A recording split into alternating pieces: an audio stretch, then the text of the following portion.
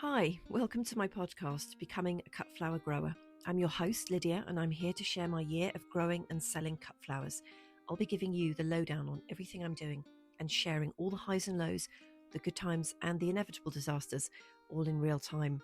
Join me on my cut flower journey, starting right now. Hello. Welcome to the latest episode. It is the evening of Tuesday, the 22nd of July, 2025. Welcome to the episode. So let's get the bad news out the way first. Jurassic Park. No, really not very good at all. Don't want to dwell on that, but definitely not going to go and see it again.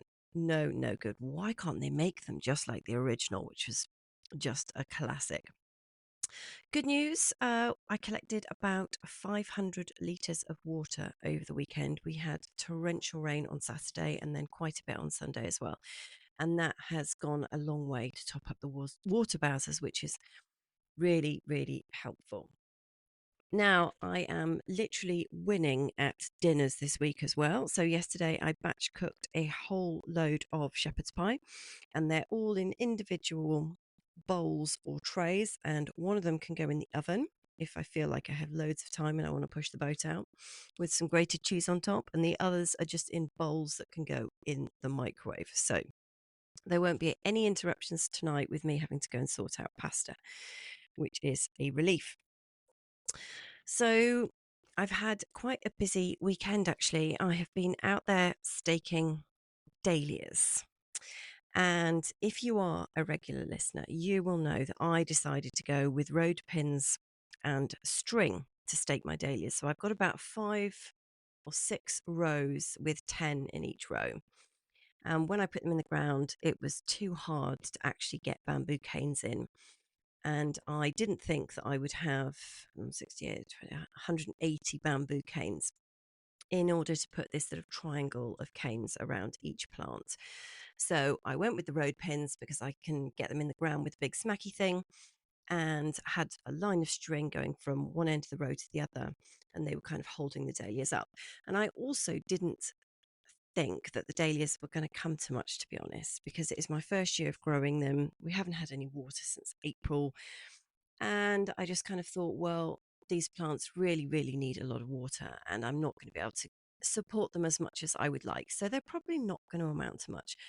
Well, in the last 3 weeks, they have just turned into these absolute triffids. They are enormous, loads and loads of stems, like way more than I thought I was going to get.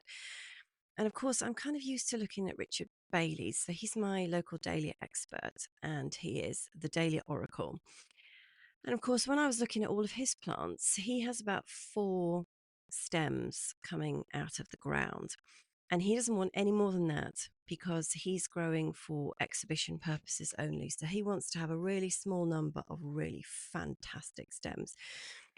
But he said to me, just let yours go. You do the disbudding at the beginning and then just let them go for it. Well, my goodness me, mine have really been going for it. So there's stems everywhere and it was all looking a bit out of control. And I thought, well, I can't risk any accidents. So I had a whole bunch of canes, which I've been cutting in half with the loppers.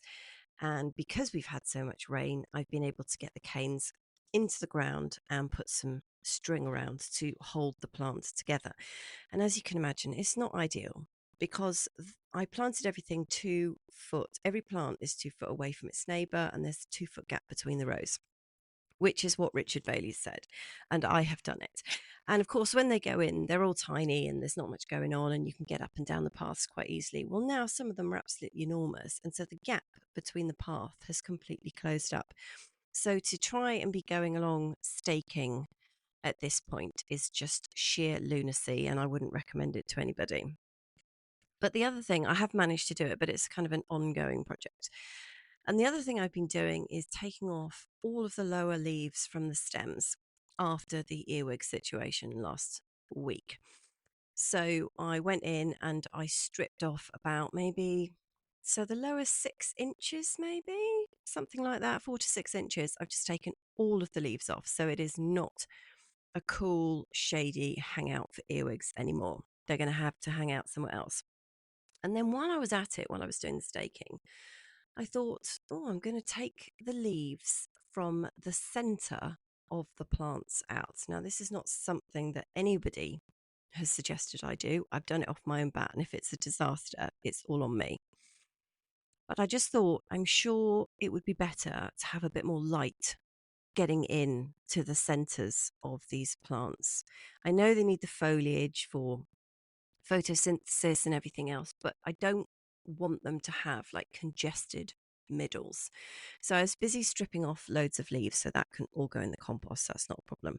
And I have also been eating tuna non-stop, because if you listen to the last episode, you'll have heard me talking that one of the techniques for capturing earwigs is to get a little tuna can and make a mixture of a sunflower oil or some kind of vegetable oil with soy sauce in it. And apparently they go for the soy sauce, and then unfortunately they don't make it out of the oil, which makes me unhappy because I don't murder anything on the plot. But I don't also fancy the idea of having my entire crop of dahlia flowers opening and having just a massive hole through the center of all of the petals, which would negate over 6 months of incredibly hard work. So there is a balance to be struck there. So perhaps the earwigs won't die, perhaps they'll just get stuck, and then I can just move them somewhere else or something. Anyway, I have just been collecting and cleaning the cans, ready for that over the next few days. And I've got about 8 or 9 dahlia flowers now. They've suddenly all just gone a bit crazy. Also going crazy is the amaranthus, who went in as things about the same size as my thumbnail, and I didn't honestly think they were going to do anything. And they're now a foot tall, which is amazing. And like with everything else this year, I'm going to be behind the curve with everybody else. So I've seen everyone else's, I've seen the cut stems all over the place. Everyone else's are massive, and mine are not. So hopefully, when everybody else has run out of them, florists can give me a call and I will have some amaranthus. Now, my first batch of cornflowers are nearly finished. They're not quite done, but they really struggled after the third heat wave that we had, despite all the watering. And I realized it wasn't really a question of dry soil, because I did, water them quite a lot towards the end. It was really just the intensity of the sun, and things just got a bit frazzled. And even some of my plants at home got burnt, and a couple of things just got burnt on the plot because they get the sun from about 12 o'clock at this time of year until it sets at 9. And I think they just got absolutely fried. So the cornflowers have struggled a bit, but since the rain over the weekend, they've perked up quite a bit, and I have been deadheading them like mad, because I'm selling a few stems to my lovely wedding florist for a wedding this weekend, which has like a bluey, yellowy, white theme, which sounds gorgeous. And so some of them are going off to that. So once again, if I worked out the labour costs on that, which I really don't even want to for cornflowers, I'm just going to pretend that I haven't had any cornflowers this year, because I don't sell them for very much money. And I spend hours and hours and hours deadheading them by hand. So I'm just a massive loss leader there. Batch 2 and 3 are coming along, but they're very small, and I'm hoping that they're going to grow a bit more, but I'm not entirely sure about that. So what I've worked out is that I need to have more blush, like pink blush flowers. And I was making a list actually of what I know can be in a blush colour. And I've got quite an extensive list actually, but the things that are flowering right now, it's kind of a little bit, well, I don't know, maybe I just don't have enough of the right things. But here's the list that I came up with. So peonies, obviously, roses, dahlias. Now I have got one called Just Married, which is kind of pinky white. Not strictly a blush, but I think it could fit the bill. Tulips, obviously. Astilbe, well, mine were been and gone in the space of a week. They came out when the second heat wave was on, and that just completely did for them. Astrantia, mine did okay this year, but not brilliantly, and I need an absolute ton more. I need about 500 more of those.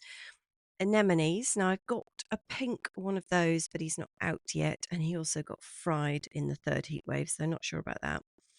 Monarda, yes, and I have got a pink one. I just cut all the stems off that to sell it, so I need to get some more of that.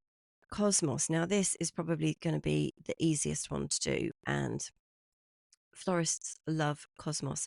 So along with the purity white one, which would, it's not blush, I know, but it kind of would go with a blush theme. The cupcakes range. Now I have grown them in the past, and I don't know why I didn't grow any of them this year. So I've just done apricot colour this year, which has got kind of a blush centre to it. So that fits the bill, but I don't have very many of them. And they've come up really, really short because they just got blasted in the heat. Dianthus, phlox, foxgloves, obviously, but they're not flowering now. Ranunculus, been and gone, and I didn't have any anyway. Sweet peas definitely fit the bill. I don't know how long mine are going to last. All my cupanis have pretty much gone to seed. They didn't really work for cutting at all this year. It was seed that I had from last year that I saved and sowed, and the stems were so short that I just didn't have any need to cut them. So they just stayed up there, and they were really lovely and scented and gorgeous. And now they've all gone to seed. But I have still got white swan and some pink ones, which I don't remember ordering, but I think they're just in the white swan mix. Lavatera and hydrangea. So definitely want to get some pink hydrangeas for next year.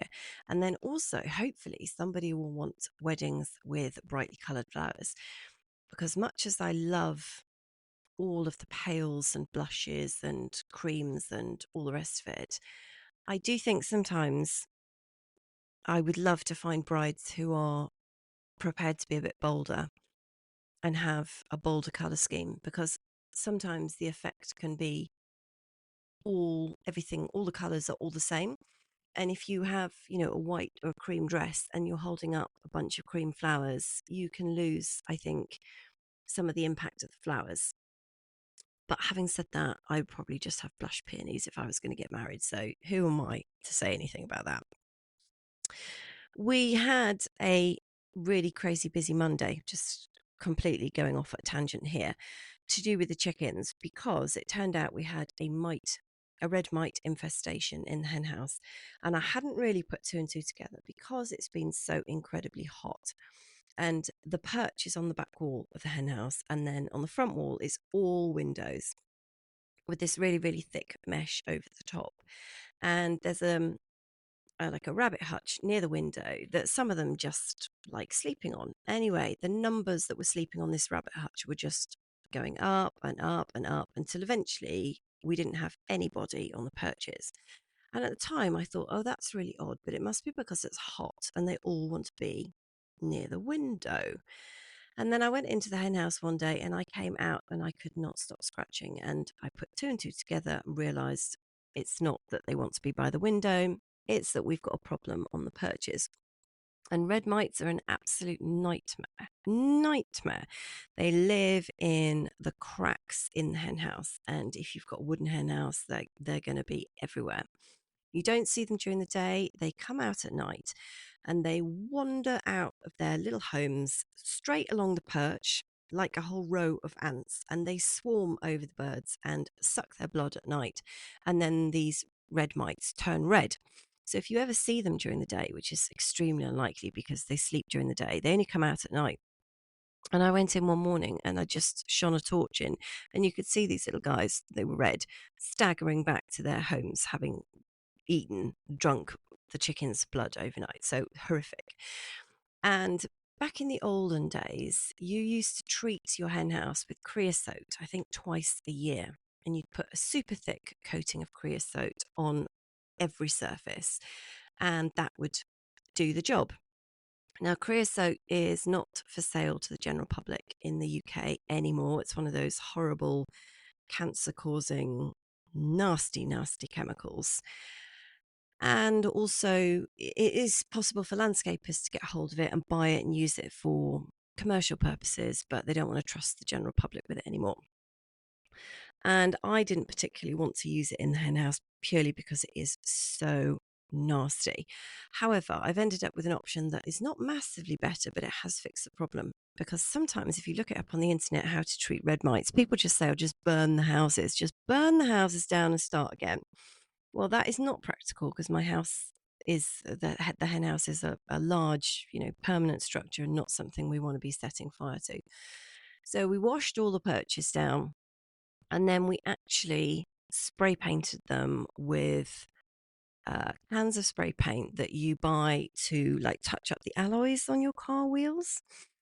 So not environmentally friendly at all, I'm afraid, but I would like to reassure anybody that buys flowers from me that the hen house is completely separate from the plot, and none of it went on the soil.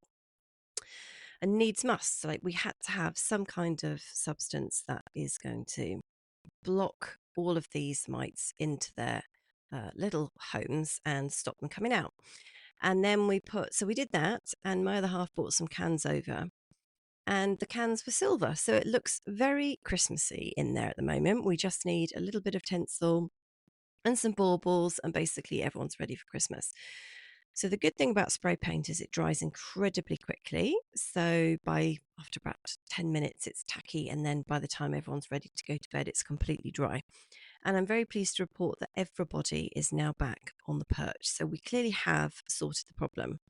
So if anybody has got chickens out there, I can recommend cans of spray paint, but obviously do it very early in the morning on a warm day so that it has time to dry and they don't all get gassed by the fumes in the evening.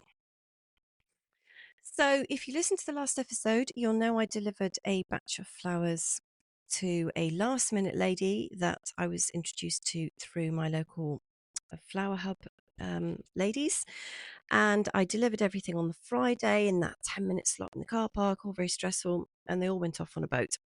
And I didn't hear anything from the client that day. She didn't acknowledge that she'd got them or anything. And I was completely spinning out thinking, oh my goodness, she's so disappointed. She absolutely hates them and she's too furious to talk to me. So I thought, well, maybe I should just WhatsApp her and say, did you get them? I don't know. Maybe I should have thanked her for paying me. I don't know. I just assumed that when she took delivery or even later in the day that she would just send me a message, even if she hated them, just to say, I've got them and they didn't get dropped in the river. Anyway, I didn't hear anything. So I did spend the last 4 days completely freaking out about it and thinking about how I would respond to any questions or complaints, or, if she wanted her money back, or how would I deal with the situation. And I mean, if you've been on my Insta, you've seen the photo of the flowers all lined up. They were perfectly fine, and so I didn't know how I was going to deal with that situation. Anyway, I have just seen on the Instagram this evening that she has put a photo of the cut flowers in the bridal bouquet, and they look very, very pretty. And so I guess they ended up at their destination, and I guess everybody's happy. So there we go. Now, I was expecting a new florist to come and visit the plot yesterday, but she couldn't make it. Unfortunately, she did let me know, and we've rescheduled for next week. So that was disappointing because I was looking forward to meeting her, but these things happen. And, one door closes, another door opens, and all of that. Monday afternoon, I had a message from another florist who got my details from my lovely wedding florist, asking if I could help with anything that she needed for the weekend. And I didn't actually have anything that she wanted, which happens. It's not a problem. But I invited her to come to the plot. And sorry, I'm just twiddling around because the laptop, when I started, said, oh, yeah, we've got loads of battery. You don't need to worry about anything. And then I'm in the middle of a sentence and it says, I'm going to switch off in a few moments if you don't plug me in. So I'm just going to plug myself in to the mains. Oh, so that we don't lose that. Right, hang on 1 second. Okay, I'm back. Crisis averted. There. What was I saying? Oh, yes. So I'd invited the new florist to the plot to come and have a look, and hopefully she will come and visit, and then she may find something that she likes, and she can see how I grow and what everything looks like, and maybe she'll buy from me in the future. So that's really nice. So I've sent my availability list off to my lovely florist, and she's made her selection for this weekend's wedding. So I'm going to be cutting on Thursday and watering and deadheading like a crazy person in the run up to that. And the pricing pricing has got even more complicated. So if you listen regularly, you'll know that I have struggled with this enormously, like how to do it and what it all looks like, and how do I benchmark myself against, I don't know, wholesales or imports or what other people are doing, although no one really tells you. And it's now got even more complicated because some of the flowers are not in the same condition that they were in 2 months ago. So some of the things that have been through like 3 heat waves or 2 heat waves are really flagging. So things like the cornflowers, which are not on their way out, but they are definitely not as fantastic as they were 2 months ago. So I reduced the price on those guys, and also the hydrangea limelight, because the first load of heads were absolutely enormous and like super dense and just beautiful. And the heads that I've got, I mean, I've done a second cutting as well, and I'm on the third cut now. And these guys are a little bit smaller. So I reduced the price of those stems accordingly. I've still got kind of like the same stem length, it's just the head isn't as big. So yeah, so the pricing is just, yeah, it's basically, it's that dynamic pricing that ticket sales for music concerts and events have started to bring in, where they just change the pricing constantly. Even when you're in the queue, the ticket prices change and everybody absolutely hates it. But I mean, I guess the good side for the florist is that nothing's actually going up in value. It's just kind of creeping down a little bit, and it's not across the board, it's just on a few things, because I would rather sell the product, sell the flowers for a cheaper price, and still for the florist to be happy, obviously, rather than say, oh, they're not perfect, I'm not going to sell them. Like, they are perfect. I wouldn't sell anything that wasn't perfect, but they're not perfect in the same way they were a month ago. And I don't want the florist to turn up and be like, oh, well, this is the price I paid a month ago, and these stems aren't anything like that. Like, so that's just what I decided to do.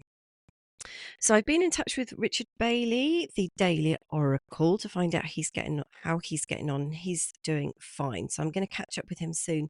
He's started feeding his dahlias now. He's doing a tomato feed and a seaweed feed for them. And he's also now starting a potash feed next week, where he adds like a potash foliar feed. I think that was the foliar one, to help with the tuber development, because it's quite important that the tubers get beefed up for next year, because he's going to be splitting them.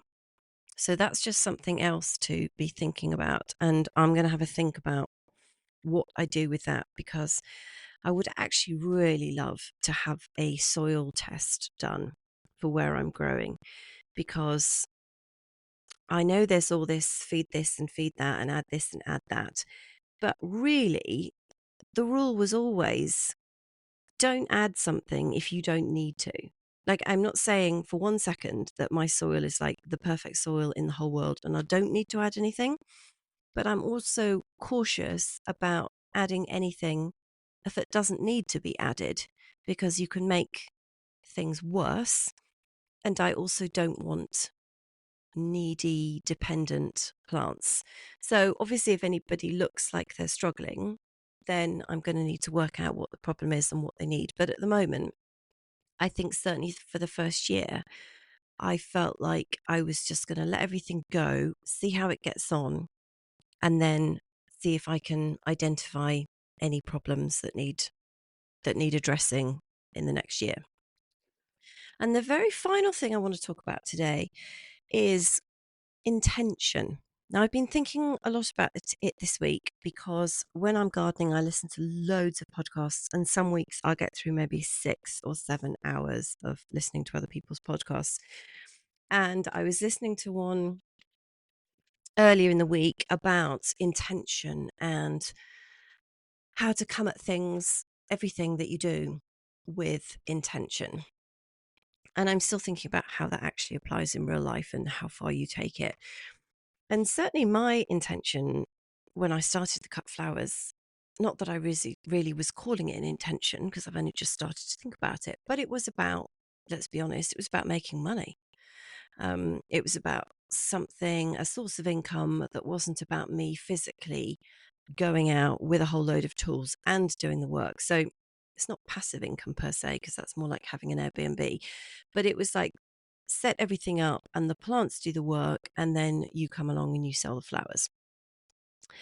But the reality is that because of the values that I hold about growing, which is separate from values that I have about how I conduct myself and my life, like my guiding principles, if you like, which I'm very, very far from a saint, and I'm probably failing on all of them, but it's not to say I haven't thought about it and tried to work out what they are.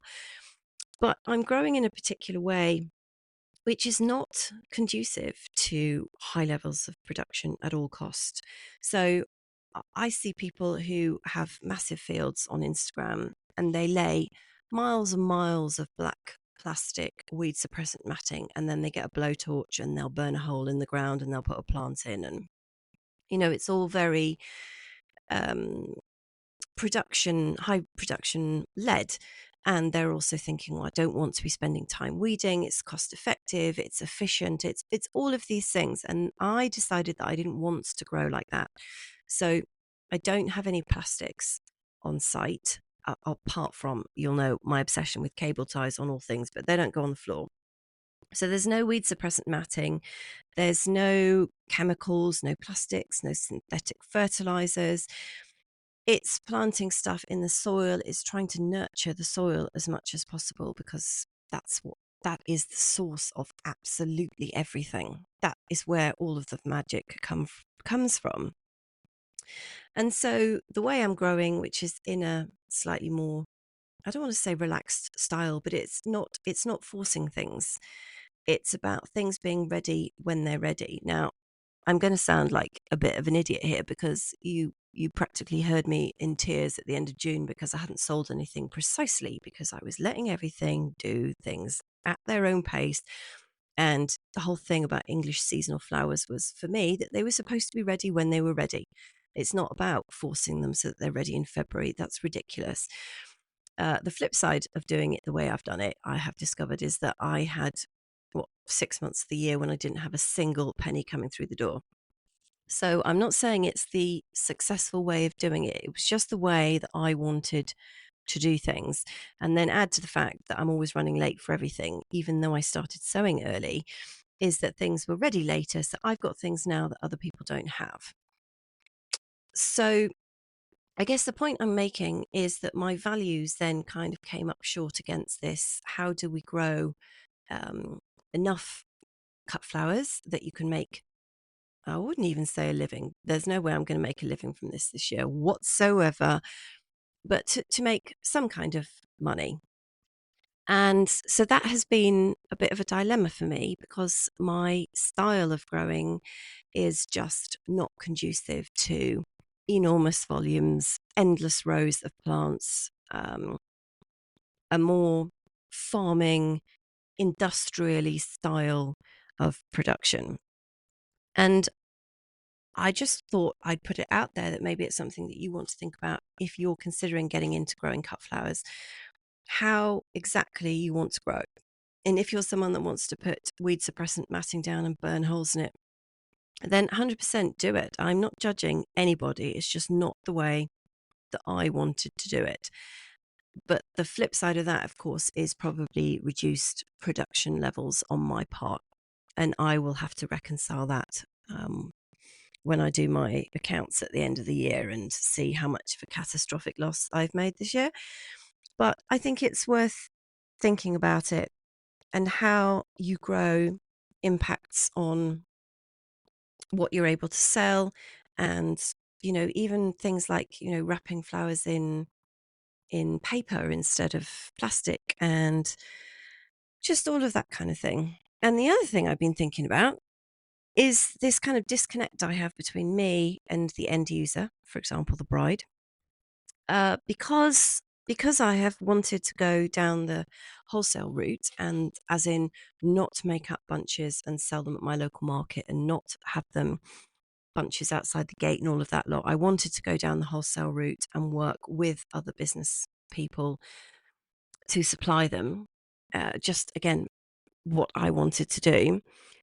What I'm realizing is that unless I'm very, very choosy about the florists that I work with, the way that I grow and the way the flowers are produced and all the wonder and the joy and the beauty and kind of the very essence of these flowers, which is that they are effectively produced in an organic style, which even I'm not organic registered or anything, but they're basically organically grown.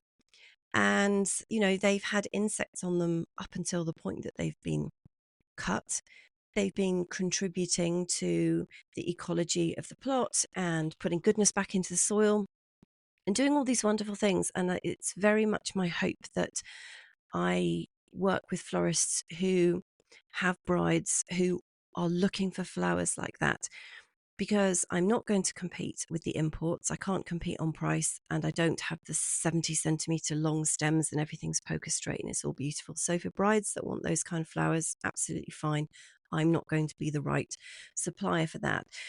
But I really want to find brides through my florists who are really keen to have local, beautiful, organic, gorgeous flowers that have been living their best life up on the plot, and the values that these brides have about their own lives and how they want their wedding to be is then realized through the flowers that I'm able to supply. So yes, lots and lots of thinking has been going on this week. That is me. I am off to put my shepherd's pie in the microwave and enjoy it. I will be back on Friday. Lots of podcasts that I listen to are taking summer breaks. And because I had my rainy weekend in Cornwall, got that out of the way in June, I will be here twice a week all summer. So please come back and join me every Tuesday, every Friday. And I will have some more news for you because there is masses going on right now. So have a wonderful rest of the week and I will catch you on Friday.